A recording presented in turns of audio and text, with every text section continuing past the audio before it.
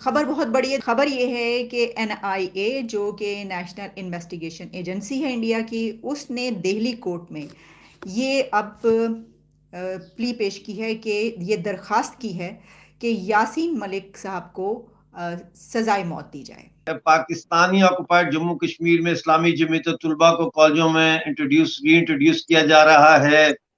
Pakistani army के जो लोग हैं वो कॉलेजों में और हाई स्कूलों में जाके तो लेक्चर दे रहे हैं जहाद पे, इंडिया के खिलाफ, कश्मीर पे। उनके ऊपर पाबंदी लगी थी पुलवामा के बाद, पुलवामा हमले के बाद उनके ऊपर पाबंदी लग गई थी और उनके ऊपर जो चार्जेस हैं वो आप जानते हैं, दहशतगर्दी को फाइनेंसिंग के और इस तरह के काफ़ी चार्जेस उनके ऊपर लगे हुए हैं। उन्होंने ऐसा करके ना, ऐसे जनाटेदार थप्पड़ कहते हैं इसको, वो मारा है उन्होंने। जिस दिन इंडिया ने आलू रखा ना, उस दिन तुम लोगों को औकात का पता चल जाएगा।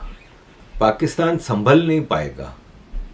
जब इंदिरा गांधी के इंडिया ने तुम लोगों का आधा पाकिस्तान छीन लिया, तो ये तो मोदी का इंडिया है। अमेरिका के ख्वाब देखने छोड़ दे, अब अमेरिका कुछ नहीं कर सकता आपसे। वो टोटली भारत के साथ है और वो भारत से पूछ के बात आपसे करेगा। ये डॉलरों के ख्वाब छोड़ दे, अब अपना गुजारा करने की कोशिश। हमारी वजारत खारजा, हमारी हुकूमत की कमजोरी है, ये बात मैं मानता हूँ कि इंडिया हर मामले में, इंडस्ट्री में हमें तनहा करने में, हमें इंटरनेशनल लेवल पे टेररिस्ट साबित करने में, हर मामले में हमसे वो आगे जा रहा है, हम पीछे जा रहे हैं, हमारी रफ्तार बहुत स्लो है। इंडिया की तरफ से जो कोर्ट में दरखास्त दाखिल की गई थी वो यही थी कि इनको सजाए मौत दी जाए। हमने बहुत सारे कश्मीरियों के इंटरव्यूज किए और literally they are happy with it.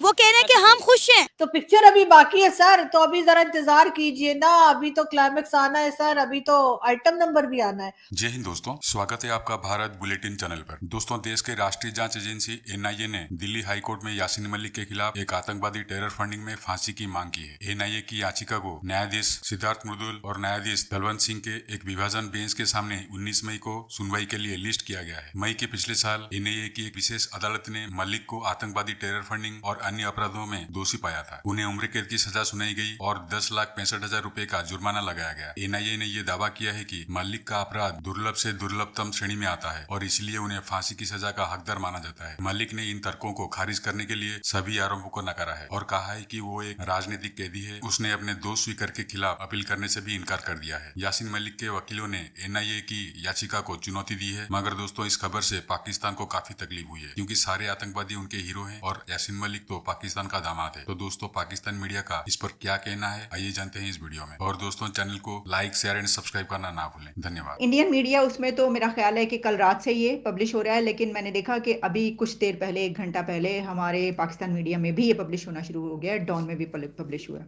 और उसमें खबर ये है कि एनआईए जो कि नेशनल इन्वेस्टिगेशन एजेंसी है इंडिया की, उसने दिल्ली कोर्ट में ये अब प्ली पेश की है कि ये दरख्वास्त की है कि यासीन मलिक साहब को सजाए मौत दी जाए।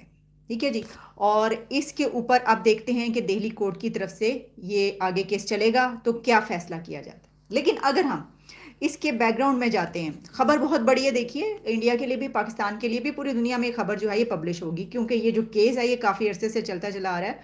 और आपको ये भी मालूम होगा कि यासीन मलिक तिहाड़ जेल में हैं इस वक्त, और लास्ट ईयर उनको लाइफ टर्म की सज़ा दी गई थी। पूरी ज़िंदगी के लिए वो जेल में, मरते दम तक जेल में रहेंगे, कैद में रहेंगे। इसकी सज़ा उनको लास्ट ईयर दी गई थी 2022 में।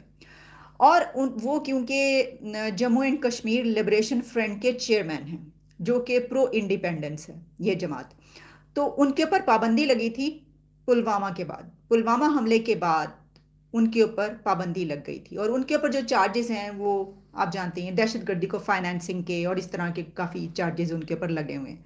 अच्छा, अब उन्होंने इस पे कंटेस्ट करने से इनकार कर दिया था।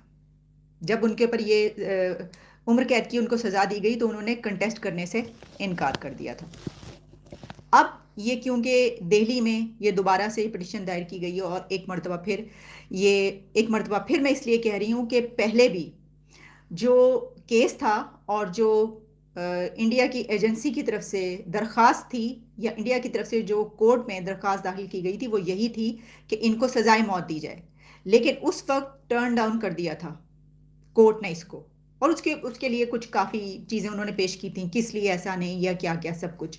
लेकिन एक मरतबा फिर है यानी अगेन ये पहले भी एक मरतबा दरख्वास्त हो चुकी है कोर्ट के अंदर वहाँ पर कि ये किया जाए, इनको सजाए मौत दी जाए, लेकिन उसके ऊपर सजा पूरी ज़िंदगी की जो उम्र कैद दी गई, लेकिन अब एक मरतबा फिर ये खबर सामने आ रही है।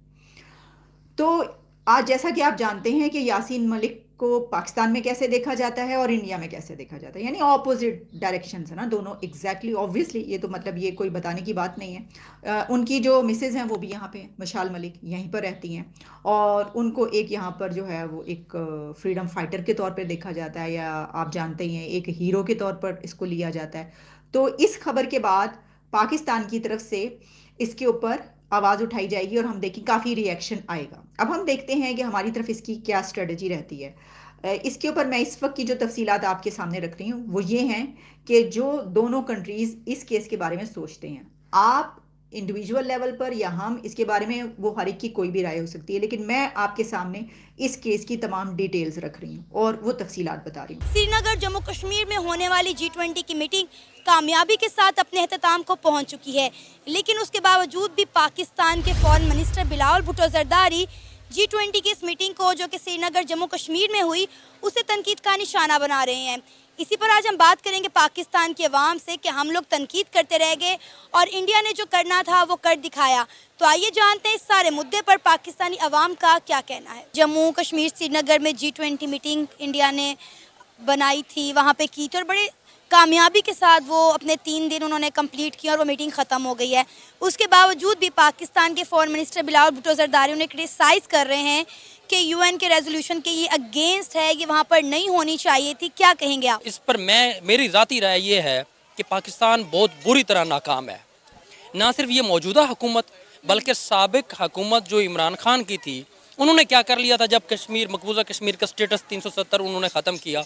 सिर्फ यही था कि आधा घंटा हमने धूप में खड़े होकर ऐसे खामोशी इख्तियार करनी होती। इससे बढ़कर जलालत और हो नहीं सकती जितनी इमरान खान साहब ने की थी। ना कैबिनेट का कुछ हो, एक ही तकरीर थी यूएनओ की जनरल असेंबली में जो आके बोला जी हमारा मकबूजा कश्मीर में ये हो गया वो हो गया। उसके बाद क्या था? कोई फॉलो अप नहीं था। अपना इतने मंजे हुए सियासतदान है शाह महमूद कुरैशी साहब, मादरत के साथ क्या किया उन्होंने?